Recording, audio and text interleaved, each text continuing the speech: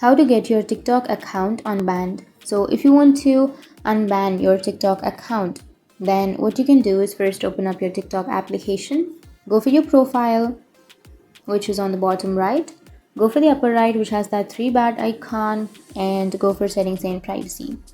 And under settings and privacy, you will have account and privacy. You can simply tap on the account option, and here you can simply scroll down and go for report a problem. And under report a problem, you will have account and profile.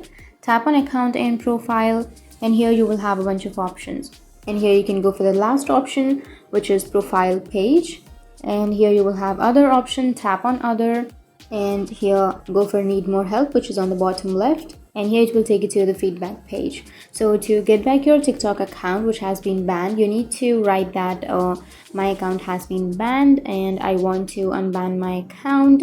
It has been banned without any particular reason, and you need to simply enter the username of your TikTok account, and you can also upload some screenshots of your account profile. And once you've entered that, you need to simply tap on submit, and after submitting, you will receive a mail or a message from TikTok within 24 hours on how to fix or how to unban your account. So that's how you can get your TikTok account unbanned.